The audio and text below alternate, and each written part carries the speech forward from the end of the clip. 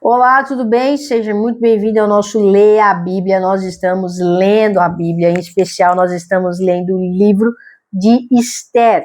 Nós estamos em Esther 2, nós lemos a primeira parte, agora nós estamos lendo a segunda, tá? Um texto muito interessante, com histórias aqui muito coisa de novela, tá? Então vai ser bem divertido e eu quero fazer de uma forma divertida aqui com vocês, mas também trazendo as lições que cada capítulo tem para nós. Então pega a sua Bíblia, abre lá, vamos acompanhar, grifar algumas coisas aí, até fazer algumas anotações, beleza? Então vamos para capítulo 2.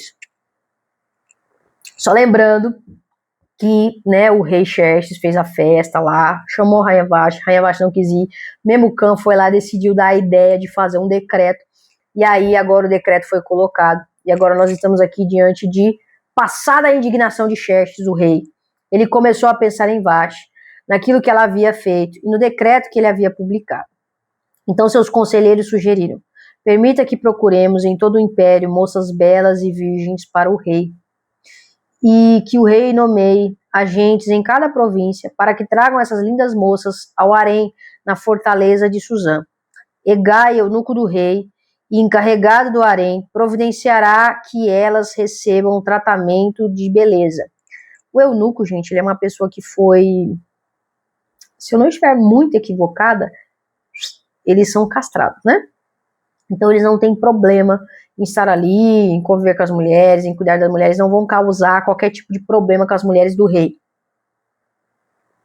tá? Então é por isso que eles que ficavam ali cuidando disso, tá bom? E aí vai continuar.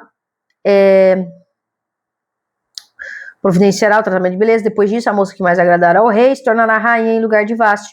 O rei gostou muito desse conselho e o pôs em prática. Nesse tempo, havia na fortaleza de Suzã um judeu, então havia na fortaleza de Suzã um judeu chamado Mardoqueu, filho de Jair. Era da tribo de Benjamim e descendente de Quis e Simei. Sua família estava entre aqueles que, com Joaquim, rei de Judá, tinham sido deportados de Jerusalém para a Babilônia. Então nós estamos aqui diante da situação em que uma família foi deportada de Jerusalém para a Babilônia. Se eu não estiver enganado, isso aí está em Jeremias. E aí Daniel também está nessa situação depois lá pelo rei Nabucodonosor, tá? Mardoqueu tinha uma prima jovem, muito bonita e atraente, chamado Hadassa, também conhecida como Esther. Quando o pai e a mãe de Esther morreram, Mardoqueu a criou como sua própria filha. Ela era muito bonita e atraente. Rainha Vashti também era muito bonita, tá? Como resultado do decreto do rei, Esther e muitas outras moças foram trazidas ao palácio real, na fortaleza de Suzã, e colocadas sob os cuidados de Hegai, o encarregado do harém. Hegai ficou muito impressionado com a beleza de Esther e a tratou com bondade. Primeira coisa, vou abrir um parênteses. Deus, ele nos ajuda, né? A minha mãe sempre fala assim: Deus sempre coloca os seus anjos. Sempre tem situações que vão nos ajudar, sempre tem situações que vão colaborar quando algumas coisas realmente, gente, tem o favor de Deus sobre aquela situação, tá? Mas vamos continuar aqui. Sem demora, providenciou que ela recebesse comida especial e tratamentos de beleza. Também lhe designou 7 moças escolhidas do Palácio Real e a transferiu com as jovens para o melhor lugar do harém.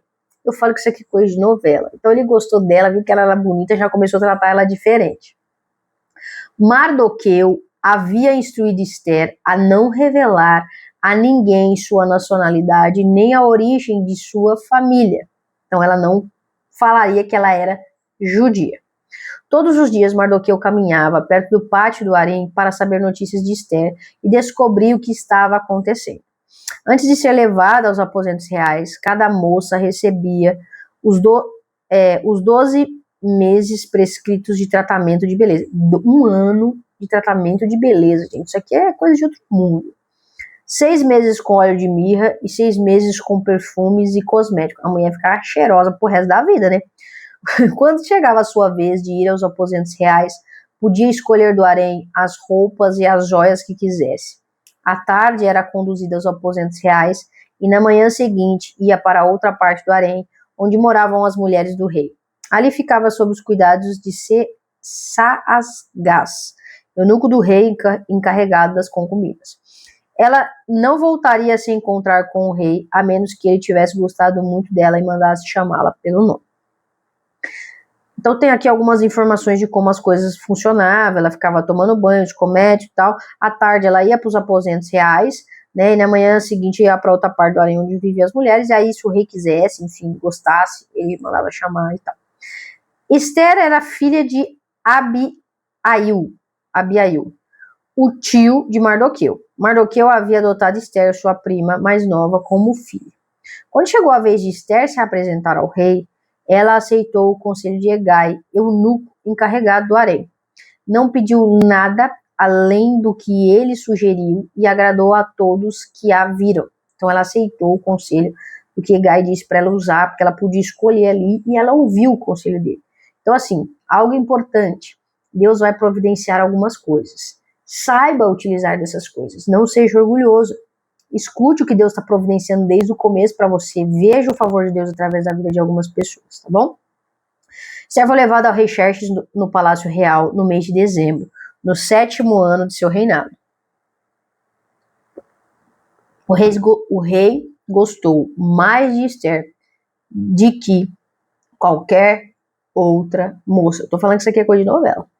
Agradou-se tanto dela que pôs a coroa real sobre a sua cabeça e a declarou rainha em lugar de Vasti. Para comemorar a ocasião, ofereceu a todos os seus nobres oficiais um grande banquete em homenagem a Esther. Declarou aquele dia feriado em todas as províncias e distribuiu presentes generosos para todos. Mesmo depois que todas as moças haviam sido transferidas para outra parte do harém e que Mardoqueu tinha se tornado um dos oficiais do palácio, Esther continuou a manter em segredo sua nacionalidade e a origem de sua família. Ainda seguia as instruções de Mardoqueu como havia feito quando vivia sob seus cuidados. Então ela era alguém obediente que ouvia o conselho das outras pessoas. Certo dia, quando Mardoqueu estava de serviço junto à porta do Palácio Real, 2 eunucos do rei Bigtaná e Teres, em hebraico Bigtan, guardas da porta dos aposentos do rei, se indignaram com Xerxes e conspiraram para matá-lo.